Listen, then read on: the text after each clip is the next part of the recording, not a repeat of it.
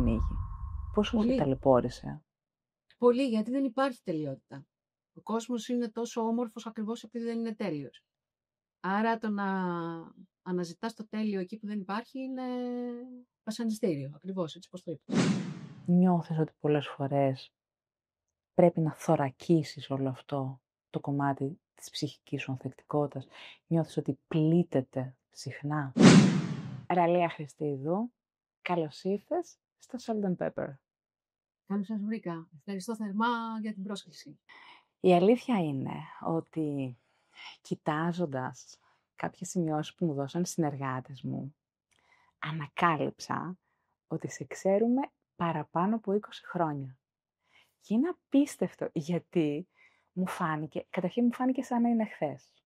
Και είναι το 2004 όταν σε γνωρίσαμε πρώτη φορά και τώρα το 2025 με τελείως διαφορετικό ρόλο και τελείως διαφορετικό ρόλο τα τελευταία χρόνια και μου φάνηκε πραγματικά εκπληκτικό, Ραλία. Περνάνε τα χρόνια γρήγορα. Εγώ, επειδή το έχω σκεφτεί αυτό που αναφέρεις, μου επιτρέψει τον ελληνικό, θα μιλάμε στον ελληνικό, έτσι. Είμαι 46 και αισθάνομαι ακριβώς όσο είμαι. Δηλαδή, τα χρόνια της ζωής έτσι όπως έχουν περάσει, δεν αισθάνομαι ότι έχουν περάσει ούτε γρήγορα, έχουν περάσει ακριβώς έτσι όπως λέει ο αριθμός. Οπότε πράγματι Γεμάτα. είναι σαν να γνωριζόμαστε 20 χρόνια. Μ' αρέσει πολύ. Ξέρεις, πάντα σκέφτομαι την πρώτη ερώτηση όταν κάνω podcast. Σκεφτόμουν την πρώτη ερώτηση που θα σου θέσω και νομίζω ότι δεν θα υπήρχε καλύτερη ερώτηση από το τελικά υπάρχουν δύσκολες ερωτήσεις ή υπάρχουν δύσκολες απαντήσεις? Δύσκολες ερωτήσεις.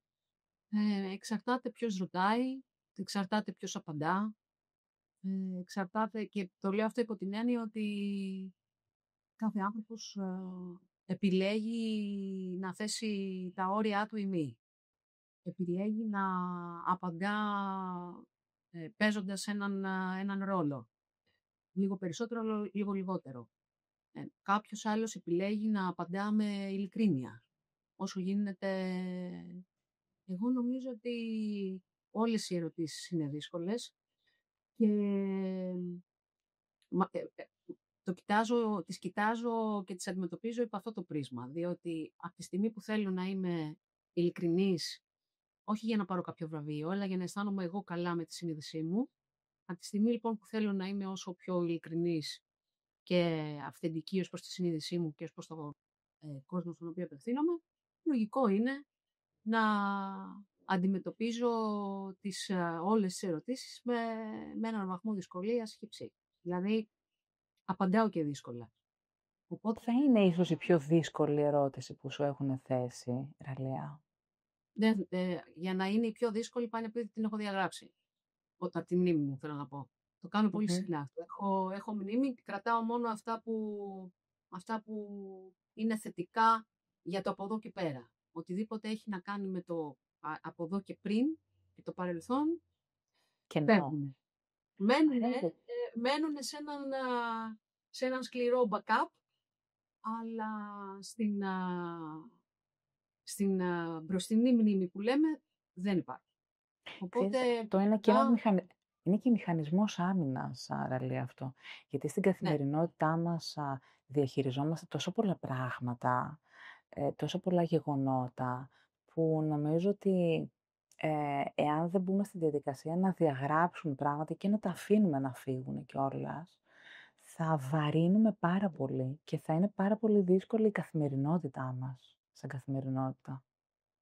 Είναι δύσκολη η καθημερινότητα για πάρα πολύ κόσμο και αυτό αποδεικνύεται από πρόσφατες έρευνες και δεδομένα που έχουν αποκαλύψει την μεγάλη αλλαγή ως προς τις εξαρτήσεις που παρουσιάζουν οι άνθρωποι και η κοινωνία. Ξέρεις, και όχι μόνο εξαρτήσεις, και από τη σωματοποίηση. Είμαι και θα είμαι ενάντια σε εξαρτήσεις, για να περάσουμε για αυτό το μήνυμα. Εξαρτήσεις που έχει όλων των ειδών. είτε έχει να κάνει με ναρκωτικές ουσίες, είτε έχει να κάνει με το αλκοόλ, είτε έχει να κάνει με το φαγητό, είτε έχει να κάνει με την συναισθηματική εξάρτηση. Πώς να σου το πω, θέλω οι άνθρωποι να γεννιούνται και να πορεύονται ελεύθεροι. Ωραίο αυτό το κομμάτι της ελευθερίας. Ξέρεις κάτι, κάπου είχα διαβάσει, όταν ήσουν... Συγγνώμη που σε διακόπτω, απλά επειδή είπαμε γι' αυτό, είναι μέσα στη διακήρυξή μας του Κινήματος Δημοκρατίας ότι θέλουμε να προσπαθήσουμε και να αγωνιστούμε και να παλέψουμε όσο γίνεται περισσότερο για να υπάρχουν άνθρωποι και να ζουν άνθρωποι ελεύθεροι. Ελεύθεροι από τα δεσμά που οι ίδιοι πολλές φορές και τα διάφορα συστήματα εξουσίας τους επιβάλλουν μικρές και μικρές που όλο και μεγαλώνουν φυλακές. Να σου πω κάτι, νομίζω ότι η μεγαλύτερη φυλακή που υπάρχει και ίσως το μεγαλύτερο βάρος που υπάρχει είναι μέσα μας, Ρελία. Δηλαδή, είχα διαβάσει κάπου και το ενστερνίζομαι απόλυτα ότι ο μεγαλύτερος εχθρός μας είναι οι σκέψεις μας. Και είναι πάρα πολύ μεγάλη αλήθεια. Γιατί ουσιαστικά μπαίνουμε συχνά σε μια διαδικασία το μεγαλύτερο αυτοσαμποτάζ μας να γίνεται από εμάς τους ίδιους. Δηλαδή μπορούμε να βάλουμε τρομερή τρικλοποδιά στον εαυτό μας. Τη σωματοποίηση του άγχους που μπορούμε εμείς οι ίδιοι να προκαλέσουμε στον εαυτό μας είναι εκπληκτικό και κανένας δεν έχει την ίδια δυναμική που μπορεί να έχουμε εμείς οι ίδιοι στον εαυτό μας.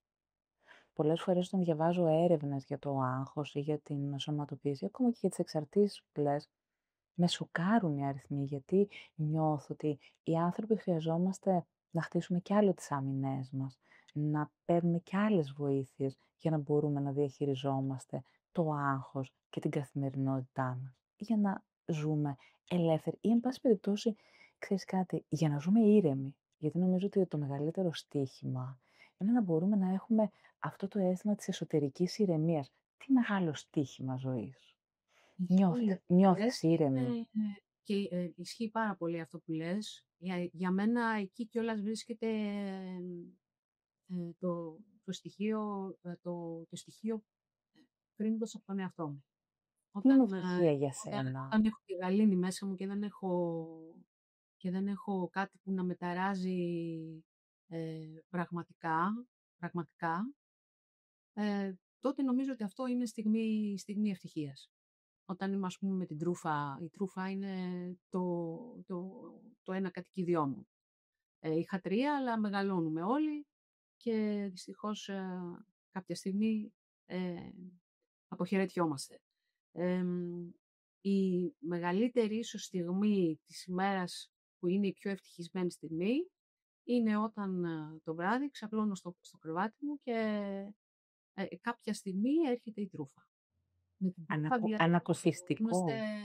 είναι η απόλυτη γαλήνη. Ή όταν τη βλέπω να τρέχει, να παίζει, είναι μια στιγμή ευτυχία για μένα. Την οποία τη βιώνω όμως, έτσι δεν την προσπερνάω.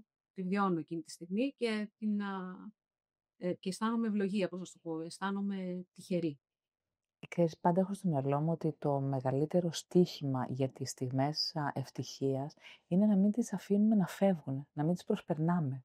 Και είναι εκπληκτικό αυτό, δηλαδή εκείνη τη στιγμή μετά από το τέλος της μέρας να αφήνεις τον εαυτό σου ελεύθερο να απολαύσει εκείνη τη στιγμή. Επίσης, ξέρεις, πάντα έχω στο μυαλό μου ότι η ευτυχία είναι στιγμές. Πρέπει να το αναγνωρίσεις κιόλας όμως. Αλήθεια. Δηλαδή πρέπει να την αναγνωρίσεις αυτή τη στιγμή και στο λέω πάλι από τη δική μου οπτική, ότι έδωσα μεγάλο αγώνα για να μπορώ να αντιλαμβάνομαι τη στιγμή αυτή που αξίζω να χαρώ. Και τι εννοώ?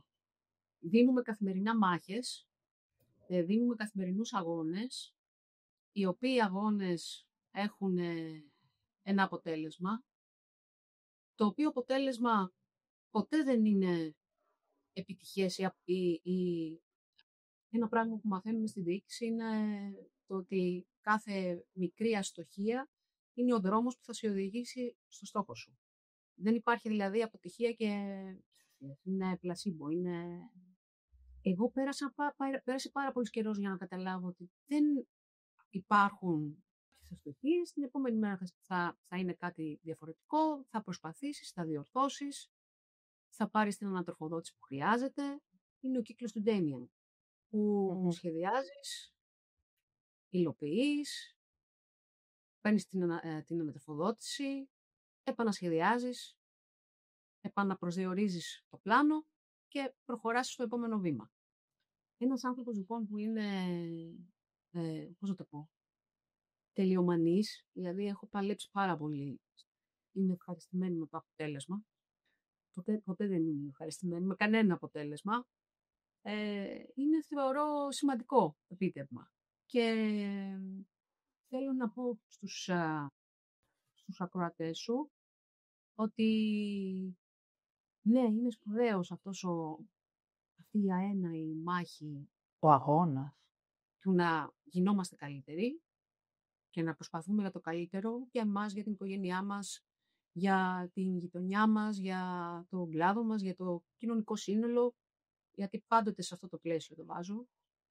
Πάντοτε όλοι οι άνθρωποι, ανεξαρτήτως ιδεολογικής αφετηρίας ή προσανατολισμού, ζουν και παλεύουν για ένα σύνολο. Διαφορετικά δεν υπάρχει νόημα στη ζωή τους. Ας κάτσουν όλοι να το σκεφτούν και να το σκεφτούμε, γιατί τα τελευταία χρόνια πέρασε πάρα πολύ αυτή η μόδα, αυτό το trend της ατομικής ευθύνης. Ναι, ατομική ευθύνη μέσα σε ένα σύνολο. Όποιο και αν είναι αυτό, εγώ δεν θα το προσδιορίσω, αλλά αν κάτσουμε όλοι και σκεφτούμε, ένα σύνολο υπάρχει για τον καθένα μας. Να κοιτάνε ότι ναι, προσπαθούν συνέχεια.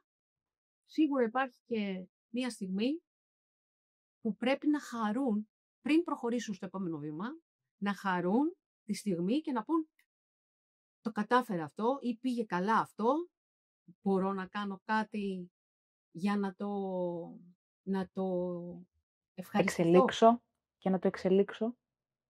Αυτό είναι το δεύτερο βήμα. Αυτό είναι, πώς να το πω, είναι βασική προϋπόθεση. Και ένας άνθρωπος ο οποίος είναι τελειομανής πάει κατευθείαν σε αυτό το βήμα. Δεν είναι δηλαδή στο προηγούμενο του να το ευχαριστηθώ, να το χαρώ, να το διασκεδάσω, να το γιορτάσω, να το πανηγυρίσω, οτιδήποτε. Να το ευχαριστηθώ. Ίσως και να φεθώ ραλία. Πάμε κατευθείαν στο δεύτερο.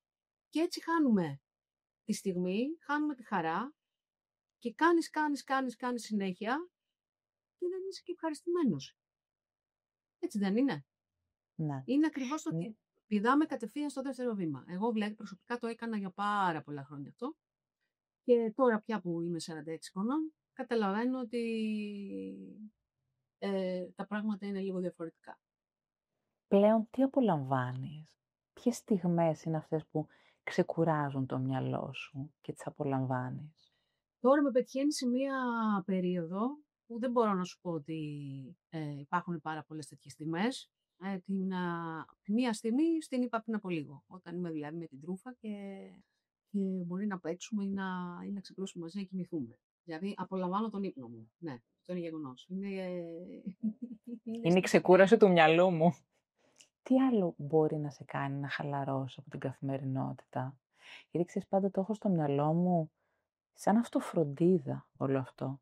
Δηλαδή αυτό που έλεγες πριν και σε άκουγα με πολύ μεγάλη προσοχή, ότι οι άνθρωποι τρέχουμε συχνά, δίνουμε αγώνα για την τελειοθυρία μας και χάνουμε πολύ σημαντικές μικρές στιγμές. Η ευτυχία για μένα στο δικό μου το μυαλό είναι ένα παζλ στιγμών. Τι άλλες στιγμές μπορεί να σε ξεκουράσουν, να ξεκουράσουν το μυαλό σου? Το μυαλό μου, να ξεκουράσω το μυαλό μου. Το σώμα είναι πιο εύκολο να ξεκουραστεί από το μυαλό, το ξέρεις πολύ καλά. Δεν βρίσκω αυτή τη στιγμή κάτι να ξεκουράσει το μυαλό μου. Συνήθως ξεκουράζει το μυαλό μου και όταν είμαι σε πολλοί με ρωτάνε τι σκέφτεσαι και λέω τίποτα, ξεκουράζω το μυαλό μου. Δεν σκεφτόμαι τίποτα. Είναι εξαιρετική δυνατότητα και ικανότητα, ξέρεις, να το κάνεις αυτό, γιατί οι άνθρωποι συνέχεια πνιγόμαστε στις σκέψεις. Δηλαδή, ο άνθρωπος μπορεί να κάνει μέχρι και 80.000 σκέψεις, οπότε το να μπορείς να κατεβάζεις εκείνη τη στιγμή μια ασπίδα ή ένα ορολό και να ξεκουράζεις λίγο το μυαλό σου, είναι πάρα πολύ σημαντικό κομμάτι. Είναι τρομερή Μάλλον, δύναμη του μυαλού. μάλλον είναι ακριβώς επειδή σκέφτομαι συνέχεια και αδιάκοπα, το έχω, το έχω καθιερώσει αυτό ως άμυνα ξεκούραση. Είναι μικρή στιγμή άμυνας. Mm. Δηλαδή, άγχος νιώθεις. Δηλαδή, θέλω να σου πω ότι κάνεις τόσα πράγματα. Είσαι στη Βουλή, έχεις μια δύσκολη καθημερινότητα. Άγχος δεν νιώθουν όλοι αυτοί οι άνθρωποι. Εσείς που είστε στη σκηνή μόνιμα, που τα βλέμματα είναι στραμμένα επάνω σας. Σίγουρα νιώθεις άγχος. Ε, εγώ απλά δεν το αντιλαμβάνομαι, δεν το αντιλαμβάνομαι και αυτό είναι και το αρνητικό. Δηλαδή είναι άγχος το οποίο είναι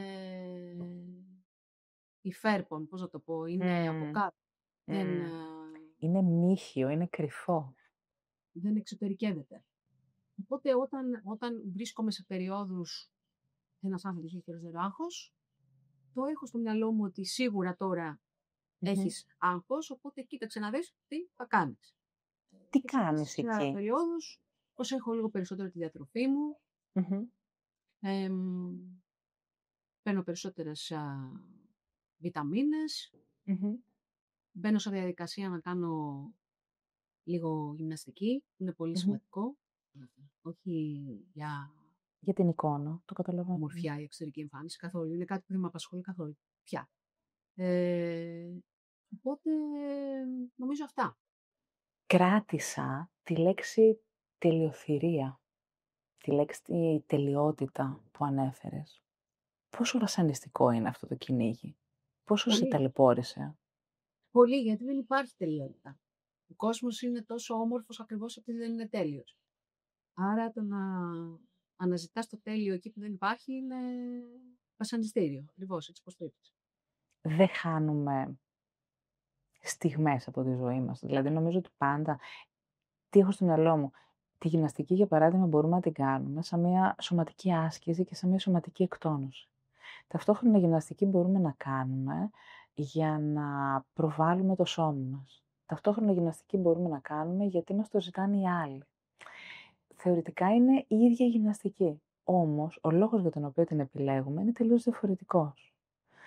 Γυμναστική μπορούμε να κάνουμε και γιατί δεν έχουμε ποτέ το αίσθημα της ικανοποίησης από τον εαυτό μας και πάντα κυνηγάμε και κάτι παραπάνω, με άμεση συνέπεια να χάνουμε τελικά τις στιγμές που αναφέραμε πριν. Πόσο δύσκολο όμως είναι να το προφυλάξουμε όλο αυτό, πόσο δύσκολο είναι να φροντίσουμε αυτές τις στιγμές. Πόσο δύσκολο είναι. Δεν νομίζω ότι υπάρχει κάτι εύκολο στη ζωή. Δηλαδή, εγώ στη ζωή μου δεν έχω πει ότι κάτι είναι εύκολο. Όλα δύσκολα είναι. Ε, εγώ νομίζω ότι βρίσκεις πιο κοντά και πιο εύκολα τις απαντήσεις αν στρέφεις τα φώτα της προσοχής σου προς τον εαυτό σου, υπό την έννοια ότι της κρίσης και της Μμμ. αυτοκριτικής, όχι μόνο κριτικής, όχι μόνο με την αρνητική, με την έννοια της ανατροφοδότησης, του feedback. Αν το στρέψεις προς τον εαυτό σου, μπορεί να δεις τι είναι αυτό που σε κάνει πραγματικά εσένα χαρούμενο. Δεν θα πω ευτυχισμένο, είναι πολύ μεγάλη έννοια. Θα πω απλά χαρούμενο, ουσιαστικά. Τι είναι αυτό που σε κάνει να νιώθεις ολόκληρο, ολοκληρός, Γεμάτο. ολόκληρη, και όχι να σου λείπει κάτι. Τι είναι αυτό? Και από εκεί και πέρα μόλις το βρεις, με καθαρά λογική προσέγγιση και διαδικασία, χτίζεις ένα, δύο, τρία, τέσσερα τα επίπεδα της πυραμίδας σου που θα σε οδηγήσουν σε αυτόν τον έναν και μοναδικό στόχο. Αν δηλαδή θέλεις να είσαι χαρούμενος, από πού θα την πάρεις αυτή τη χαρά? Θα είσαι καλά στη υγεία σου, από το να είσαι αποδεκτός από τους άλλους, από το να... Δεν ξέρω, κάθε άνθρωπος είναι και διαφορετικός. Δεν μπορούμε να... Έχει μεγαλώσει διαφορετικά, Επομένως, δεν μπορώ να σου πω γενικά για τους ανθρώπους και δεν μου αρέσουν και οι γενικεύσεις. Εγώ πιστεύω στη μοναδικότητα του ανθρώπου. Και στο κίνημα δημοκρατίας το έχουμε και αυτό μέσα στην ιδρυτική μας διακήρυξη. Ότι για να έχουμε μια κοινωνία που πραγματικά ευημερεί, πρέπει να σεβόμαστε όχι απλά τη διαφορετικότητα, τη μοναδικότητα του κάθε. Να τη σεβόμαστε, να την μετασχηματίζουμε, καλλιεργούμε σε κάτι το οποίο θα οδηγήσει αυτόν τον άνθρωπο στη δική του προσωπική εξέλιξη και ευημερία. Νομίζω, ξέρεις, μιλάς για λέξεις όπως είναι η ευημερία και μέσα στο μυαλό μου εμένα, άμεσα συνδεδεμένα με την ευημερία, είναι η ψυχική ανθεκτικότητα, Ραλία. Δηλαδή νομίζω ότι δεχόμαστε καθημερινά τόσα πολλά ερεθίσματα που είναι πάρα πολύ δυναμικός στόχος, εναλλασσόμενος προφανέστατα, αλλά είναι και ένας πάρα πολύ ισχυρός και δυναμικός στόχος που πρέπει να χτίζουμε στην καθημερινότητά μας. Νιώθεις ότι πολλές φορές πρέπει να θωρακίσεις όλο αυτό το κομμάτι της ψυχικής σου ανθεκτικότητας. Νιώθεις ότι πλήττεται συχνά. Κοίτα να δεις, ψυχική ανθεκτικότητα. Εγώ έχω 20 χρόνια τώρα ένα manual φτιάξει δικό μου για την καθημερινότητά μου. Μπορεί να συνέπεσε με το γεγονός ότι ήταν ένας μοναδικός τρόπος για να μπορώ να αντισταθώ και να αντιμετωπίσω καθημερινές προκλήσεις που μπορεί να είχε ένας άνθρωπος σε πολύ νεαρή ηλικία, που έχουν να κάνουν και με τον εγκλισμό και με την έκθεση και με την διαχείριση της αναγνωρισιμότητας, παύλα διασημότητας, παύλα δεν ξέρω εγώ τι, ο καθένας ας το πει όπως θέλει.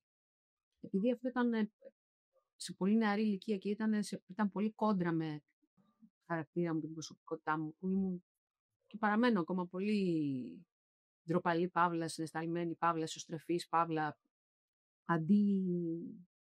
αντιδραστική θα πω. Έπρεπε να βρεις έναν τρόπο. Αντισυμβατική επίσης. Άμα βάλεις το αντί μπροστά θα σπουδά. Λοιπόν, επειδή έπρεπε να αντιμετωπίσω όλα αυτά, αποφάσισα ότι θέλω να βλέπω το καλό στους ανθρώπους και να επιμένω σε αυτό. Δεν μου αρέσει να διαφωνώ.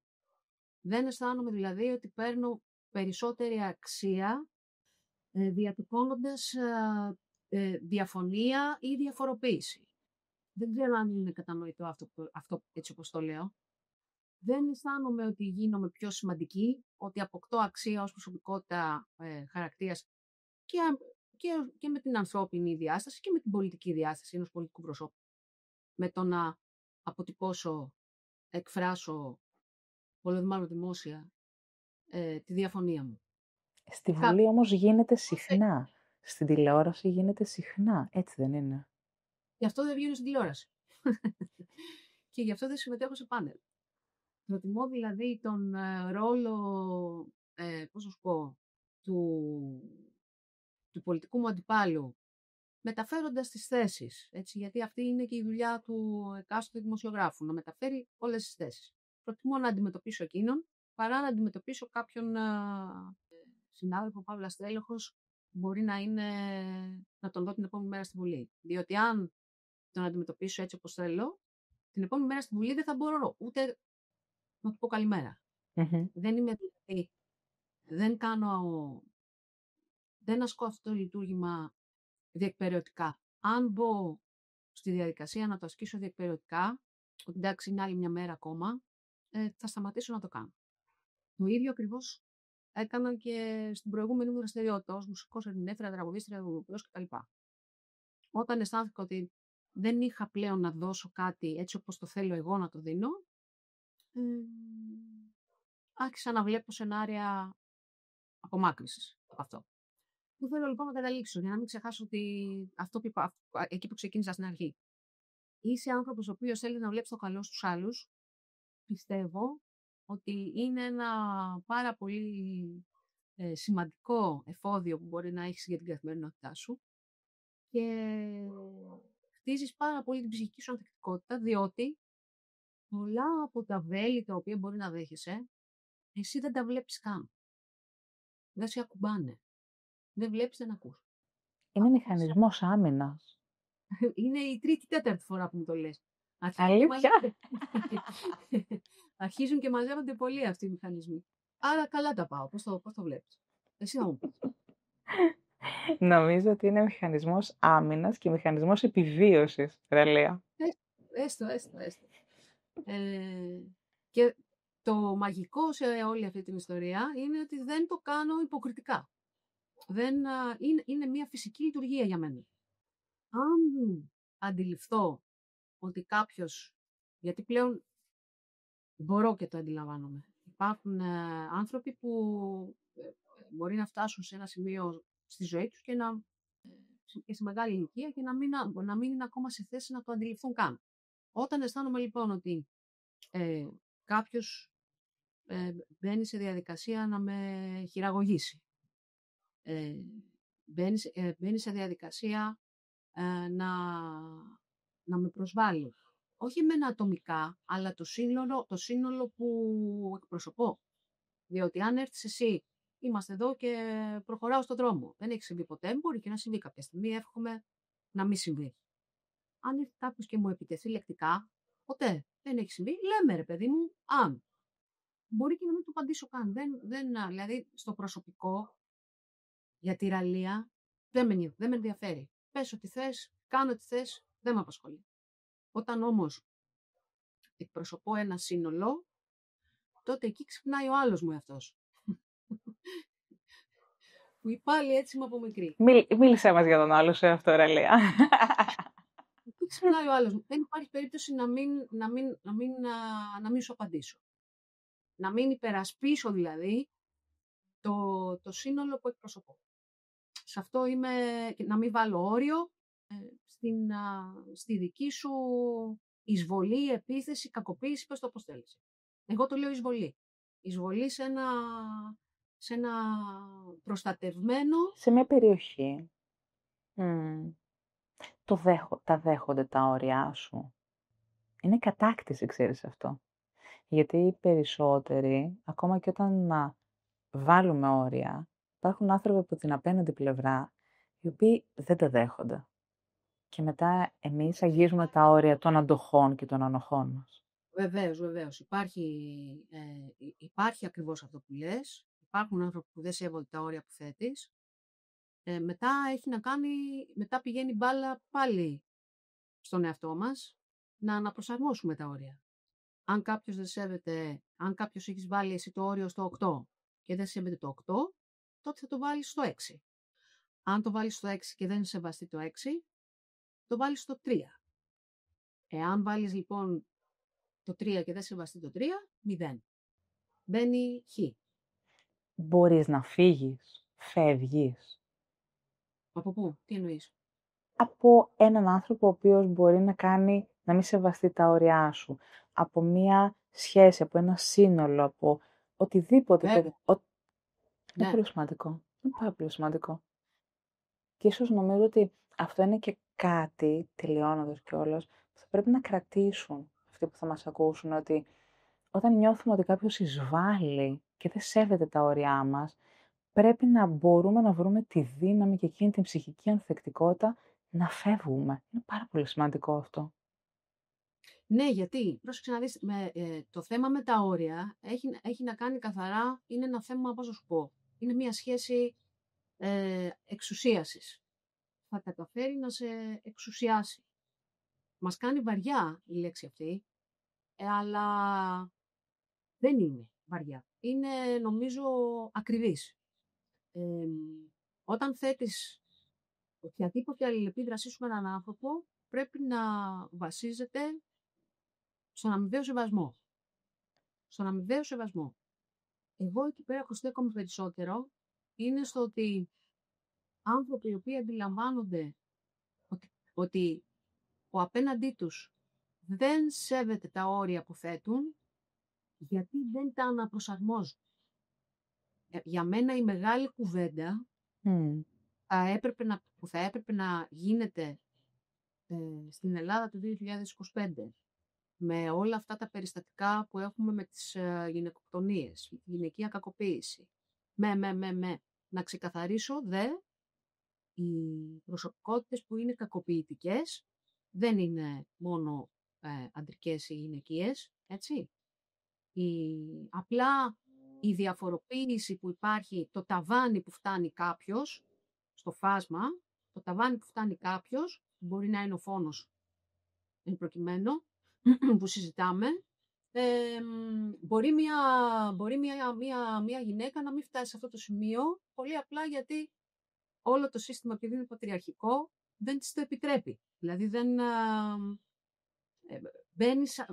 μπορεί να μπει μια γυναίκα μόνη της σε άλλα καλούπια. Λέω τώρα, έτσι, μπορεί αν διαφωνεί σε κάπου,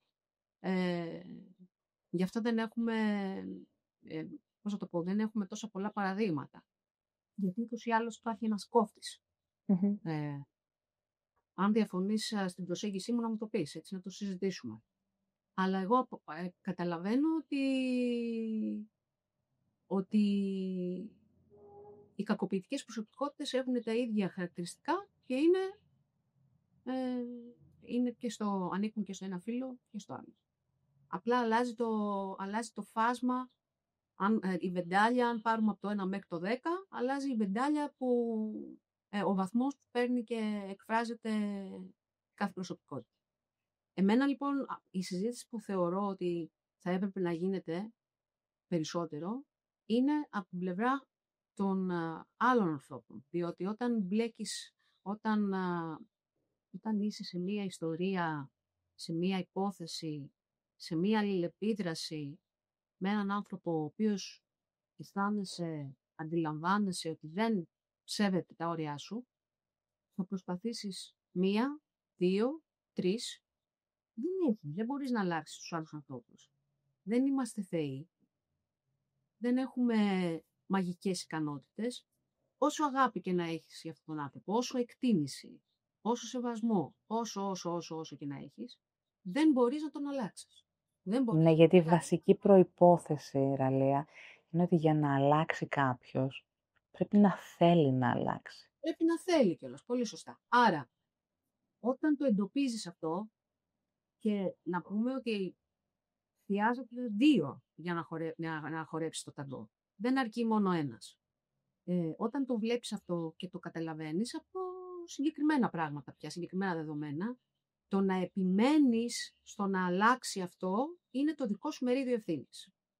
Εκεί δηλαδή θα πρέπει να χτίζεις ένα σχέδιο ανάλογα με την... Αρχικά πρέπει να βρεις, να το πάμε ένα βήμα πίσω, θα πρέπει να βρεις τι ήταν αυτό που αναγνώρισες ως οικείο σε αυτόν τον άνθρωπο και βρέθηκες κοντά του. Διότι όταν είμαστε με ανθρώπους που αντιλαμβανόμαστε ότι δεν μας σέβονται ή δεν δεσμεύονται με τον ίδιο τρόπο όπως έχουμε δεσμευτεί εμείς απέναντί τους και βρίσκουμε κάτι γοητευτικό σε αυτό, προφανώς και δεν είναι γοητευτικό, είναι κάτι οικείο. Άρα το πρώτο βήμα θα πρέπει να είναι τι είναι αυτό που νομίζουμε ότι έχουμε ξαναδεί και άρα αισθανόμαστε οικεία και άρα αυτό το πράγμα μπορεί να αναπτυχθεί. Και το τονίζω ότι αυτό δεν έχει να κάνει μόνο με τις συντροφικές σχέσεις, έχει να κάνει με τις συνεργατικές σχέσεις και με τις φιλικές σχέσεις, σε όλα τα μήκη και τα πλάτη της κοινωνικής ζωής ενός ανθρώπου. Το κακοποιητικό στοιχείο ή οι τοξικές σχέσεις μπορούν να υπάρξουν παντού. Δεν έχει να κάνει μόνο με μια συντροφικότητα ή με μια ερωτική σχέση. Και νομίζω ότι εκεί είναι κάτι πάρα πολύ σημαντικό που λες και έχεις απόλυτο δίκιο στο κομμάτι της δικής μας τοποθέτησης και τα δικά μας όρια. Για την παρατήρηση. Και γι' αυτό μιλάμε για κύκλο βίας. Είναι κύκλος, γι' αυτό μιλάμε για κύκλο. Αν έχουμε διαλέξει, γιατί εκεί και αυτό είναι επιλογή. Επιλέγουμε να μείνουμε σε αυτόν τον κύκλο ή να τον σπάσουμε και να φύγουμε. Με ό,τι αυτό συνεπάγεται. Δύσκολο λοιπόν, δεν είναι και για να το ολοκληρώσω. Δύσκολο λοιπόν δεν είναι μόνο τα υλικά εφόδια τα οποία μπορεί να έχεις ή δεν έχεις προκειμένου να ξεφύγεις από μια κακοποιητική σχέση. Μιλάω, ας πούμε, πολλές φορές για κακοποιημένες γυναίκες που λέμε και διεκδικούμε πάντοτε περισσότερες δομές, περισσότερη ενημέρωση και εκπαίδευση στην ελληνική αστυνομία. Λέμε πολλές φορές ότι πρέπει να υπάρχει προστατευτικό πλαίσιο από την πολιτεία, ούτως ώστε μια γυναίκα η οποία βρίσκεται σε ένα γάμο και πρέπει να φύγει, να μπορούμε να της δίνουμε τα απαραίτητα εφόδια προκειμένου να μπορέσει να ξεκινήσει να φύγει από εκεί, από το τοξικό περιβάλλον και το κακοποιητικό περιβάλλον κλπ. Αν δεν έχει προστασία ή κάποιο άλλο προστατευτικό περιβάλλον, οικογενειακό εννοώ. Αυτή είναι η μία πλευρά και πολύ καλά τη λέμε και την επαναλαμβάνουμε και θα συνεχίσουμε να τη διεκδικούμε. Υπάρχει όμως και η άλλη πλευρά, στην οποία εγώ πιστεύω ότι πρέπει να γίνει τεράστια κουβέντα, κυρίως από ανθρώπους δηλαδή της ακαδημαϊκής κοινότητας, της επιστημονικής κοινότητας που γνωρίζει αυτά τα θέματα, για το πώς μπορούμε να ενδυναμώσουμε έναν άνθρωπο, να τον εκπαιδεύσουμε, ώστε να μπορέσει να αναγνωρίσει όσο γίνεται πιο νωρίς το ότι βρίσκεται εμπλεκόμενος σε μία σχέση, σε μία κατάσταση τοξική, τι είναι αυτό που τον οδήγησε σε αυτή την κατάσταση και τι είναι αυτό που τον κρατάει δέσμιο εκεί, τι είναι αυτό που δεν τον αφήνει να φύγει, τι είναι αυτό που τον έχει οδηγήσει σε αυτήν την εξαρτητική σχέση. Πολύ σημαντική η λέξη δέσμιος. Ραλία, κλείνοντας, τι θέλεις οι άνθρωποι να θυμούνται για σένα, από σένα? Να θυμούνται. Κάνε μου λίγο την ερώτηση. Θα ήθελες να θυμούνται... Άμα πεθάνω εννοείς. Όχι, σιγά. Έχουν πάρα πολλά χρόνια να πεθάνουν. Σιγά με σκεφτούμε. Τι είναι αυτό που θα ήθελες να κρατήσουν, ποια συμβουλή θα ήθελες να θυμούνται ή τι θα ήθελες να τους πεις για να τους εμπνεύσεις? Όταν σκέφτομαι, για παράδειγμα, εγώ κάτι που θα ήθελα να θυμούνται για μένα, κάποια quotes που μπορεί να γράφω ή ένα quote που αγαπώ πάρα πολύ που έχω πει, πρέπει να προστατεύουμε τα όρια των ανοχών και των αντοχών μας και κανένας δεν αξίζει να τα υπερβούμε. Πρέπει να μας προστατεύουμε πάρα πολύ. Πρέπει να μας προστατεύουμε. Τι θα ήθελες να θυμούνται? Πώς μπορούμε να τους εμπνεύσουμε? Η έμπνευση είναι ένα ζητούμενο στην τωρινή εποχή και εμένα με προβληματίζει πολλές φορές και εγώ γυρεύω τον ορίζοντα και στη σκέψη μου έμπνευσης. Νομίζω ότι για μένα ίσως το πιο σημαντικό, άρα δεν ξέρω αν κάποιος μπορεί να το ή θέλει ή επιλέγει να το υιοθετήσει, είναι να σκέφτεται ότι πολλές φορές τα πράγματα δεν είναι έτσι όπως δείχνουν με την πρώτη. Χρειάζεται λίγο περισσότερη δουλειά και μέσα από αυτή την εσωτερική δουλειά μπορείς να δεις ότι τελικά τα πράγματα είναι και πιο απλά. Δηλαδή μέσα σε όλη αυτή την πολυπλοκότητα της ζωής μπορούμε να σκεφτούμε και να καταλήξουμε σε ασφαλές συμπέρασμα και κάποια πράγματα είναι πολύ πιο απλά από ό,τι τα κάνουμε στο μυαλό μας. Και αυτό ήταν διαδικασία την οποία υπέβαλα τον εαυτό μου και κατάλαβα ότι τα πράγματα δεν είναι τόσο πολύπλοκα. Ίσως έχει να κάνει βέβαια και με τις ηλικίες αυτό. Όταν είμαστε νεότεροι, όλα φαντάζουν πιο πολύπλοκα και πιο δύσκολα, ενώ όσο μεγαλώνεις αντιλαμβάνεσαι ότι τα πράγματα είναι πιο απλά. Και εστιάζουμε στην ουσία. Ναι. Απλά όχι υπό την έννοια των συμβιβασμών, δεν το βάζω εκεί, το βάζω στην έννοια της ουσίας και της ολότητας. Για μένα το α και το ω είναι να ψάχνεις να βρεις τι είναι αυτό που σε κάνει να αισθάνεσαι γεμάτος. Και επειδή γεμάτος και ολόκληρος και ένα σύνολο και στο λέει ένας άλλος που είμαι πολύ μοναχική, δηλαδή δεν έχω θέμα να μένω μόνη μου και να σκέφτομαι και να διαβάζω ή να ότι δεν αισθάνομαι απαραίτητα την ανάγκη. Να είμαι με άλλους. Ναι, δεν το... Απλά για να είμαι. Δεν το είχα και ποτέ. Οπότε είναι κάτι το οποίο είναι σταθερό στον πυρήνα μου ως άνθρωπος. Δεν έχει αλλάξει δηλαδή αυτό με την ηλικία, ούτε έχει αλλάξει βαθμό, θέλω να πω. Για να αισθάνεσαι όμως ολόκληρος, σίγουρα πρέπει να βλέπεις τον εαυτό σου, να αισθάνεσαι τον εαυτό σου ότι είσαι μέσα σε ένα σύνολο. Είσαι ένα κομμάτι μιας αλυσίδας, είσαι ένα άστρο μέσα στο σύμπαν. Δεν περιστρέφονται όλα γύρω από σένα. Είσαι εσύ, κάτι μικρό, μέσα σε μια πολύ μεγάλη ολότητα. Άρα για να αισθάνεσαι και εσύ ολόκληρος, σίγουρα πρέπει να αισθάνεσαι ότι προσφέρεις ελάχιστο στο κοινωνικό σύνολο. Βασικά, να σου πω την αλήθεια, νομίζω... Μέσα από την προσφορά δηλαδή, τη δική σου την προσφορά, ο καθένας στο μέτρο που μπορεί. Εγώ δεν λέω ότι όλοι οι πόλοι μπορούμε και όλοι έχουμε την ίδια δυνατότητα. Για μένα σημασία έχει ο καθένας στο μέτρο που μπορεί, το βάλει αυτό μέσα στο manual της καθημερινότητάς του, γιατί τη σημερινή εποχή θεωρώ ότι είναι η μεγαλύτερη αντίσταση, το μεγαλύτερο στίχημα που μπορεί να αντιμετωπίσει και να θέσει ένας άνθρωπος στην τωρινή πραγματικότητα, το ότι δεν είναι απόλυτα παραδομένος στις δυνάμεις του ατομισμού.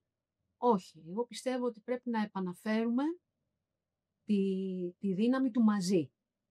Γιατί Και το πιο σημαντικό, Ραλέ, και κλείνοντας με αυτό, να είναι ότι το μεγαλύτερο στοίχημα είναι να μπορέσουμε να ανήκουμε και να επιλέξουμε ανθρώπους γύρω μας που θα μας αποδέχονται και θα τους αποδεχόμαστε, θέτοντας ωραίους στόχους, απολαμβάνοντας στιγμές και εξελίσσοντας τις στιγμές. Και τόσο ωραίο αυτό.